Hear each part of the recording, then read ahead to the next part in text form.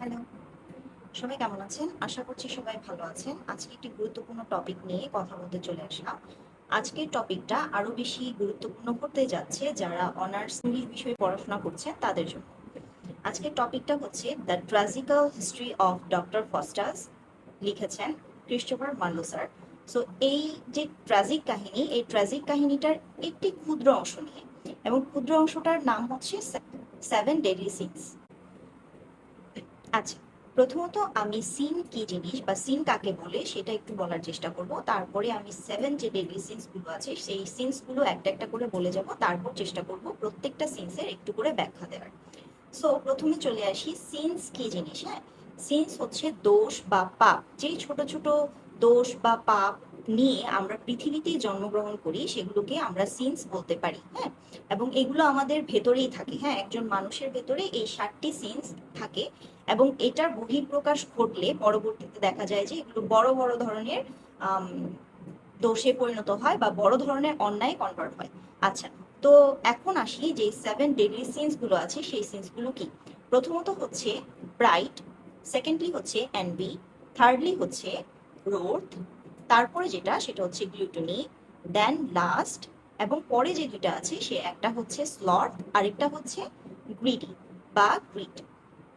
So এখন আমি পর্যায়ক্রমে সবগুলোকে একটু ব্যাখ্যা করার চেষ্টা করব। যদি মনোযোগ সহকারে শুনে থাকেন আমার মনে হয় কোনো প্রবলেম পরবর্তীতে হবে না। আচ্ছা, প্রথম যেটা সিনটা আছে সেটা হচ্ছে প্রাইড বা অহংকার। হ্যাঁ, এই প্রাইড বা অহংকার কিন্তু আমাদের ভেতরেই আছে। হ্যাঁ, দেখা যায় যে কারো যদি একটু কোনো বিষয়ে যদি কারো ভালো নলেজ থাকে, কারো গায়ের রং যদি সুন্দর হয়, হ্যাঁ, কারো যোগ্যতা যদি ভালো হয়, সেই বিষয়গুলো নিয়ে আমরা জনসম্মুখে খুব বেশি গর্ববোধ করি, বা নিজের ভেতরেই নিজে খুব বেশি গর্ববোধ করি, এবং একসময় দেখা যায় এই গর্ববোধ কম্পারিজনে কনভার্ট হয়ে যায়। আমরা নিজের সাথে অন্য একজন ব্যক্তিকে কম্পারিজন করে ফেলি, বা অন্য একটা ব্যক্তির গায়ের রং নিয়ে কথা বলে ফেলি। হ্যাঁ, এবং এইখান থেকে দেখা যায় যে আমি যেই ব্যক্তিটার সাথে কথা বলছি বা যেই ব্যক্তিটার সাথে আমি নিজেকে কম্পারিজন করছি সেই ব্যক্তিটা কিন্তু মনে মনে কষ্ট পেয়ে যাচ্ছে, এবং এটা থেকে কিন্তু পরবর্তীতে অনেক বড় বড় পাপের সৃষ্টি হতে পারে। সো প্রথমটা গেল প্রাইড, দ্বিতীয়টা হচ্ছে এনভি বা হিংসা বা ঈর্ষা, সর্ট অফ জেলাসি বলা যায়। সো এই হিংসা বা ঈর্ষা জিনিসটা কি, যে অন্যের স্ট্যাটাস, অন্যের যে অ্যাবিলিটি বা অন্যের যে ট্রেজার গুলো আছে সেগুলো নিজের করে পাওয়ার যে ডিজায়ারটা, সেটাই হচ্ছে ঈর্ষা বা হিংসা। থার্ডলি যেটা আছে সেটা হচ্ছে রোধ বা রাগ বা ক্রোধ বলা যায়।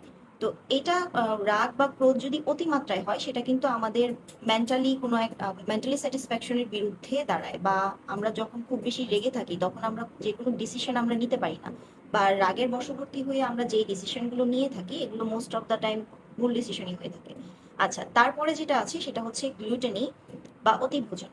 গ্লুটানি বা অতিভোজন আমাদের দেহের জন্য যেমন ক্ষতিকর, তেমনি আমাদের আশেপাশে যে মানুষজন আছে বা পশু পাখি আছে তাদের জন্য ক্ষতিকর। কিভাবে? আমরা যদি অতিমাত্রায় খাবার গ্রহণ করি এটা আমাদের শরীরের জন্য ক্ষতিকর। হ্যাঁ, যেমন দেখা যাচ্ছে আমাদের মেটাবলিজমটা কমে যাচ্ছে অতিভোজনের কারণে। তারপরে দেখা যাচ্ছে আমরা দিন দিন মুটিয়ে যাচ্ছি বা আমরা ফ্যাটি হয়ে যাচ্ছি, যার কারণে আমাদের দেহের ভেতরে অনেক ধরনের রোগের সৃষ্টি হচ্ছে। এটা হচ্ছে আমরা ফিজিক্যালি কিভাবে আমরা ক্ষতিগ্রস্ত হই সেটা। আর আমাদের আশেপাশে কিভাবে ক্ষতিগ্রস্ত হয় সেটা হচ্ছে দেখা গেল যে আমরা অতিমাত্রায় খাবার গ্রহণ করলে আলটিমেটলি কিন্তু আমরা অন্যের রিজিককে ধ্বংস করে ফেলছি। আচ্ছা, এইটা হচ্ছে গ্লুটেনি গেল। তারপরে হচ্ছে লাস্ট বা কামনা বাসনা। তো এই কামনা বাসনাটা হচ্ছে আনঅ্যাপ্রোপ্রিয়েটলি অ্যান্ড আনকন্ট্রোলড লাস্ট মানুষকে কিন্তু সাবজেক্ট হিসেবে দেখায় না, অবজেক্ট হিসেবে দেখায়।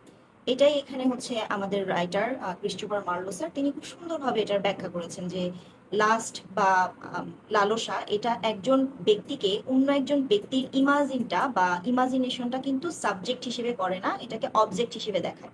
মানে ট্রিট করে হচ্ছে অন্য একটা ব্যক্তিকে অবজেক্ট হিসেবে। আমরা অবজেক্টকে যেরকম যেভাবে ইচ্ছে সেভাবে ব্যবহার করতে পারি, মানুষকেও যেভাবে ইচ্ছে সেভাবে ব্যবহার করার যে ডিজায়ারটা সৃষ্টি করে সেটাই হচ্ছে লাস্ট। আচ্ছা, দেন আসি লাস্টের পরে হচ্ছে যে দুইটা আমাদের বাকি আছে, একটা হচ্ছে স্লথ আর একটা হচ্ছে গ্রিডি বা গ্রিড। স্লথ কি? স্লথ হচ্ছে আলস্য। আমরা যদি আমাদের লক্ষ্যে পৌঁছাতে চাই আমরা জানি প্র্যাকটিস বা হচ্ছে একমাত্র সলিউশন। কিন্তু কিছু ব্যক্তি আছে যারা কিনা দেখা যায় যে অলস হিসেবে থাকতে পছন্দ করে এবং নিজের ফেথ বা ভাগ্যকে দোষারোপ করতে পছন্দ করে। হ্যাঁ, তারা হচ্ছে কোনো রকম চেষ্টা করে না, কিন্তু দিন শেষে নিজেদের ভাগ্যের উপর দোষ দিয়ে পছন্দ করে। তো এটা গেল স্লথ বা আলস্য। এরপরে যেটা আছে সেটা হচ্ছে গ্রিড বা লোভ। হ্যাঁ, অতি লোভ।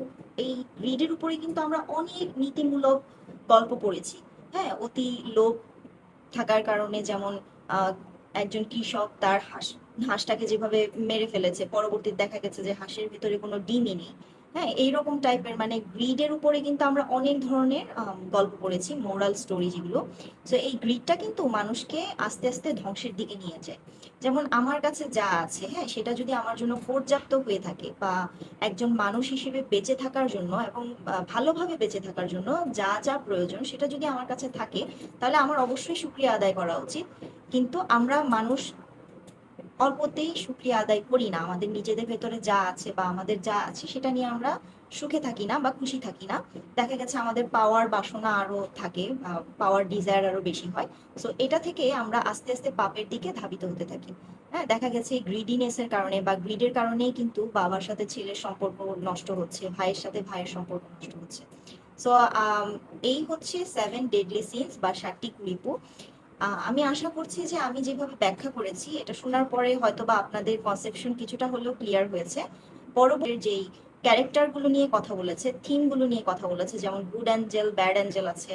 তারপরে হচ্ছে ডক্টর ফস্টাসের যেই ক্যারেক্টার গুলো ছিল সেগুলো, তারপরে হচ্ছে ডক্টর ফস্টাসের যে সামারিটা ছিল সেটা নিয়ে আমি আলোচনা করার চেষ্টা করব।